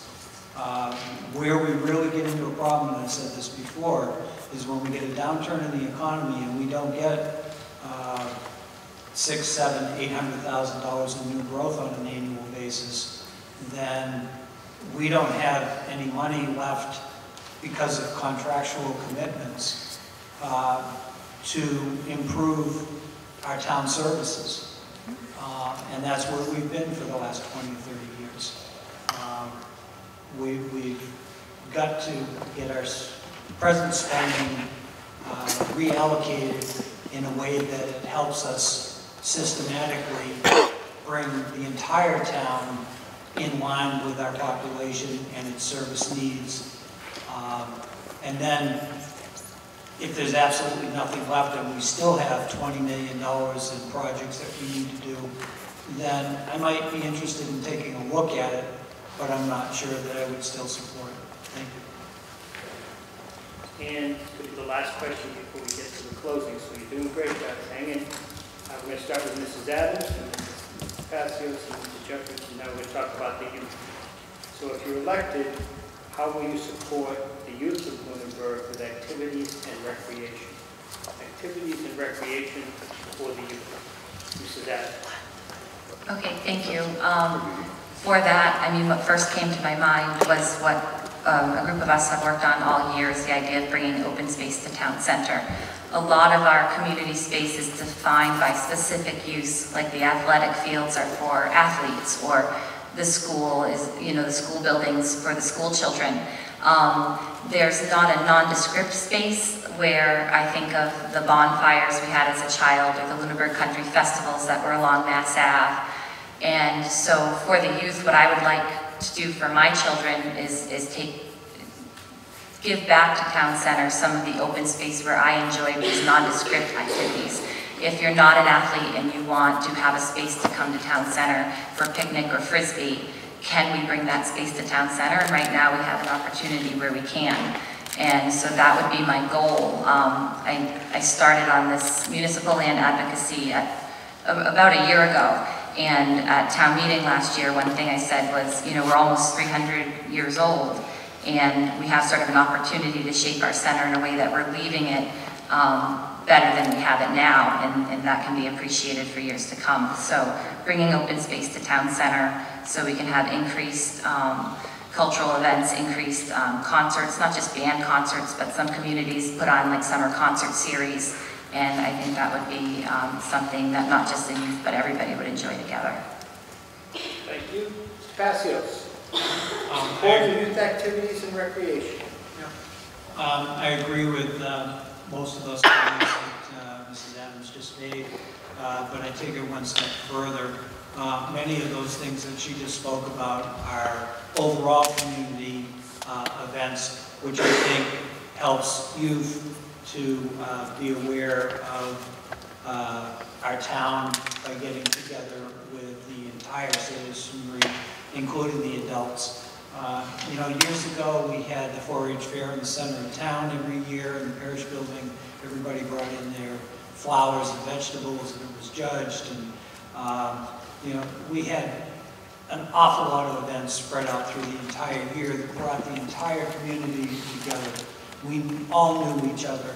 The kids got to see that camaraderie in the adults and, you know, help them become a part of the community. Specifically for youth, as I stated in some of my reuses for the Passios building, I think the relocation of the Boys and Girls Club down there, and with some reallocation of funding or in partnership with fundraising and funding, we could bring back the arts and crafts program that we used to have for kids all summer. I think that was an 8 or 10 week program that operated out of the Eagle House. The swim program is still in place. I think we could do some more stuff for youth there. There is, talking with the Parks Department, there is a dire need for increased fields for the involvement of youth in athletics. I think the skate park is going to be a wonderful addition for a piece of the youth that has been pushed off into the back parking lots and chastised for being in front of the library and so on and so forth. All of these things and anything we can do to engage our youth in useful activities is going to go a long way in helping us raise our children in town to be responsible adults. Thank you.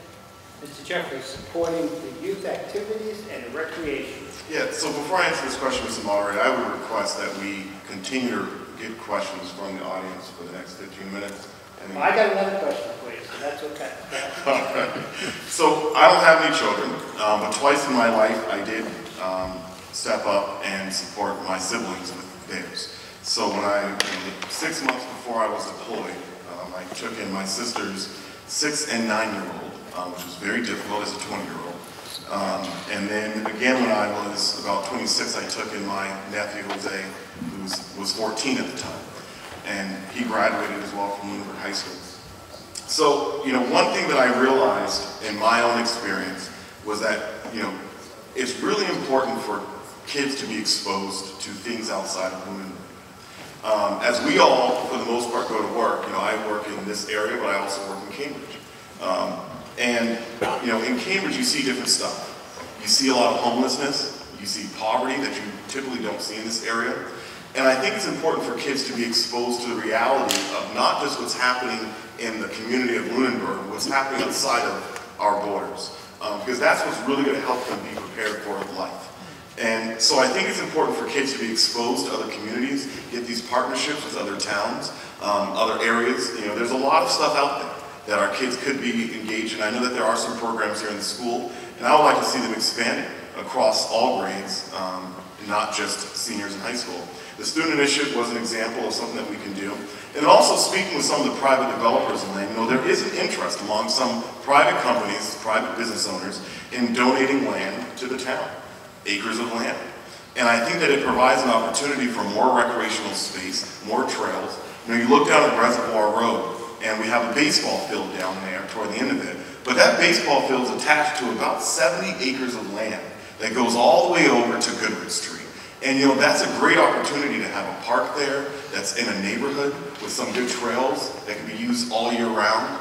I think that we have a lot of opportunities throughout our town to really look at the trailing system we already have. So I think that all these things help with recreation, help support our youth. But again, number one for me is the exposure. That it's important for kids to come home to a safe community, but they should learn along the way of how to handle all the challenges that may come their way. Excellent. So, Mr. Grossman heard your idea of going all night.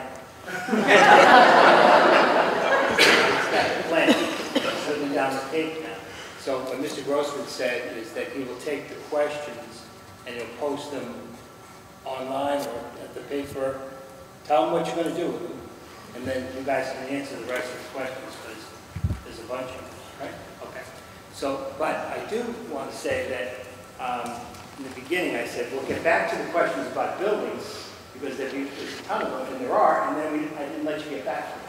So I'm going to give everybody 2 minutes, if they wish, to talk about the big issue that everybody seems driven by is the buildings. So keeping in the same order, you can go, Mr. Passios, for 2 minutes. Final words and thoughts about buildings. Okay, I believe an awful lot of time has already been spent on talking about studying and not really moving forward. We have a little more work to do before, or a lot of work to do actually, if we're going to come up with a full comprehensive program for all 5 buildings. I don't agree that we can come up with a consensus in the next 15 years and be ready to vote on a proposal that takes care of all 5 buildings all at one time, and how to finance that over whatever period of time it takes. I think we should be taking a measured approach, 1 or 2 properties at a time. As I've said, I am behind the move of town offices to TCP, but that doesn't have to be the first move. The town is functioning in its present configuration. There's no compelling reason as to why we need to rush to make that move. I think we've got opportunities with the primary property and the Brooks House. Get those proposals moved forward and accomplished. At the same time, be working on the move to TCP and again simultaneously individual projects for the other buildings. Okay. Oh, sorry. That's fine. All right. Mr. Jeffries?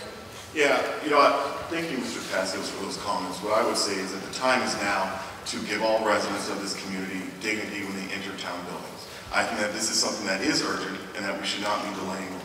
I think it's quite disrespectful, to be clear, to look at someone who's lived in town for 60, 50 years and say, you know what, you paid for a new high school, you've paid for a new library, you've paid for brand new roads, you've paid for a new primary school, but sorry that your health is fading, you can't access these buildings. To me, the time is now. So what I would support is a contingent article. I see no harm in having at town meeting this discussion, at least getting to a better point. We're going to keep going back and forth if we don't bring this to town meeting sooner than later. So what I would like to see is an article that's contingent, that says, hey, do you want to, what should we do, not what should we do, but as an example, town hall.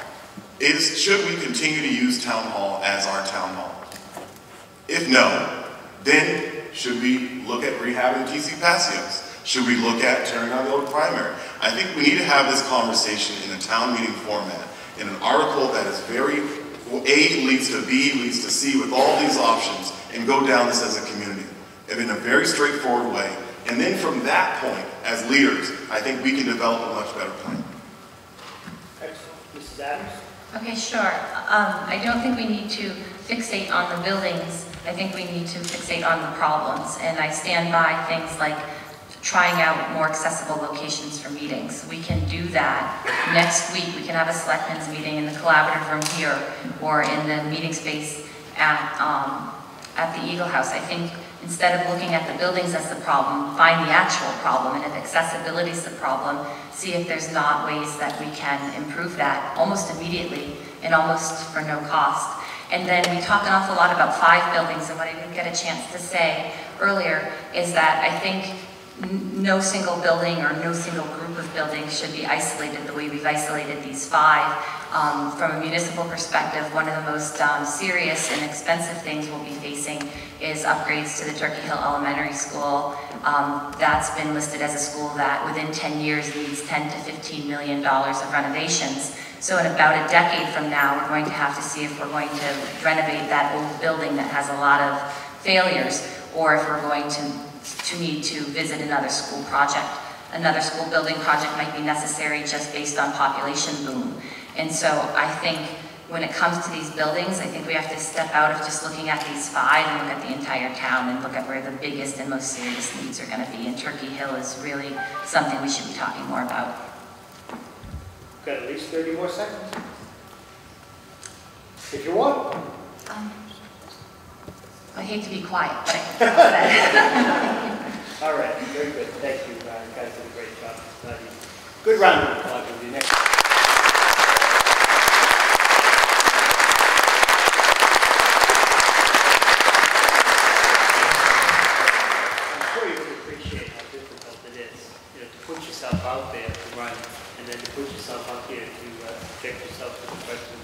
not easy. So we're at the point of closing. It's going to be Mr. Passios, Mrs. Adams, and Mr. Jeffries. And we're going to bring over the microphone.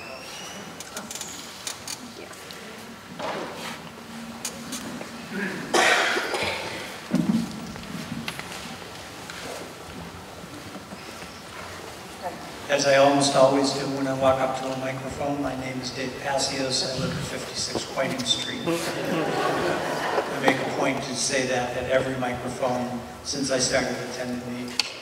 I think we've had some great discussion this evening on numerous issues that face our town.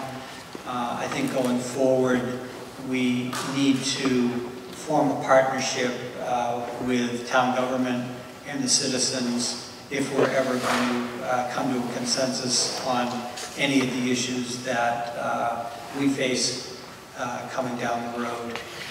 As I've said before, I think our budget and our town services are a very important part of that discussion that needs to be had.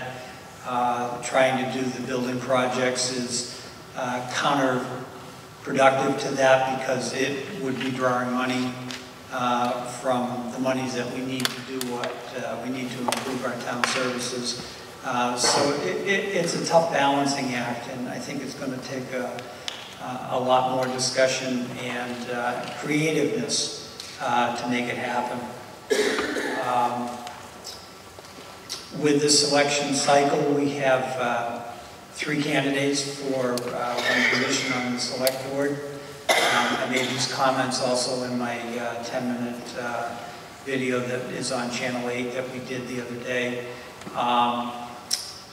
Going into the ballot box on the 19th, you have a choice of 3 individuals. I very strongly feel that one of the candidates is very tightly aligned with the present Board of Selectmen. So if that person is elected, it will be business as usual. If the citizens of Lunenburg are happy with business as usual, then you should vote for that person. Of the other 2 candidates that are running for this seat, I believe my years in town, my 10+ years of very heavy involvement in town government qualify me over the other candidate. Thank you.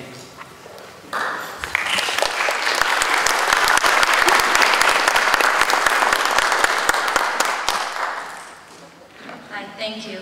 First I have to say I'm relieved we knocked down our other high school. I went to Lunenburg High School and I was involved in town government there. I was class president junior and senior year, and so I had to stand in the auditorium and give these speeches to the whole class. And so it was lovely to walk in here and not feel like I was revisiting some sort of childhood moment.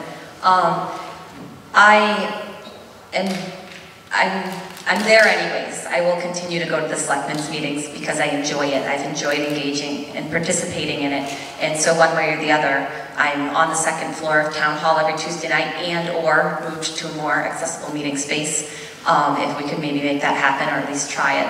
I'm by education a pharmacist. I've been a stay-at-home mom for 10 years, but I'm so prone to research, thinking, analyzing, and I think everything that comes up warrants that process, whether it's somebody for an entertainment license or you know, the building question, and that's where I get hung up on things about like, well, what about Turkey Hill? Because my mind is always a lot further down the road than just right in front, and I think being somebody that researches and looks for solutions and solve problems, I mean, I'll be doing the dishes and I'll have like a solution come in my mind to something else that I've been working on. And I think I can apply that to the role. Also, as we talked about being the lone dissenter on charter review and things like that, it was for that committee that I was the lone dissenter, but then it ended up being really in line with what a lot of the community was looking for, and I stood behind how I felt, even when I felt very isolated and alone, and then it wasn't until months of work that I realized that sort of standing the ground matched how a lot of other people were feeling, and so I'm certainly not afraid to follow my conviction on something, even if it's unpopular to do so. No member of our current Board of Selectmen, so there's 5, nobody has children in the school system. Of the 5 current executive, that's our executive branch. And I think that's a great perspective in town, is having people look at the town from a different angle. And I think as being a mother, and I would be the only one with children in the school system, I would be able to, connect that perspective to decisions that need to be made. And again, I have it scheduled in every Tuesday night that there's a meeting, and I have a two meeting a week limit, but it sometimes goes to 4 if necessary. So I'm completely engaged. One question I get is, how are you going to find time for this? The time's already been allocated, and I'll continue to be there, and I would love to be there as a selectman, so I hope you consider voting for myself on May 19th. Thank you.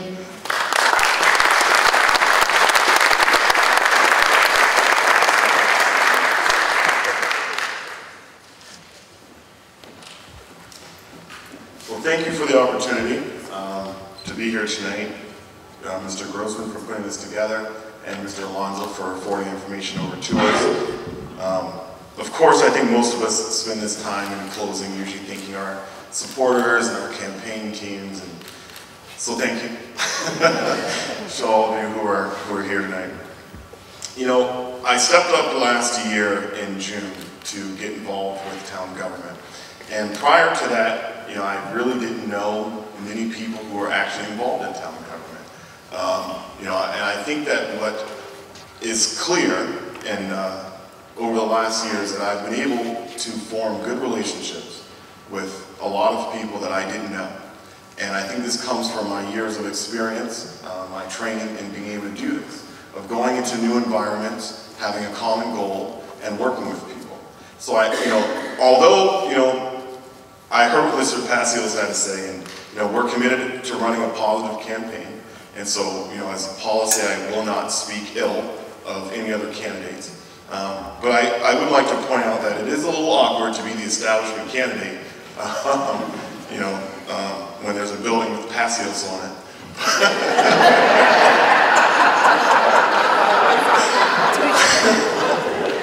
Had to pull it out there, Dave.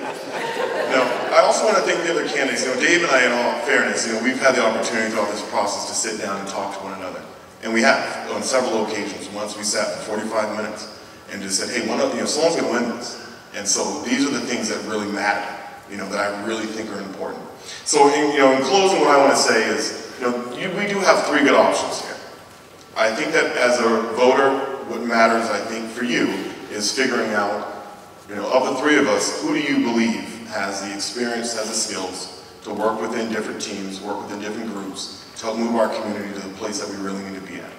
So thank you for considering me. Thank you for your time. I want to encourage all of you to go to www.microrayjeffries.com and check it out. And campaigns, of course, are expensive. So I would ask that you make a friendly contribution to whoever you choose to support. So thank you very much.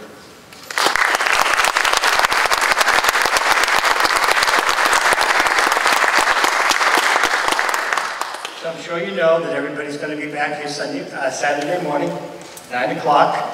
The Women's Guild will be providing a bag lunch, so don't bring your own food.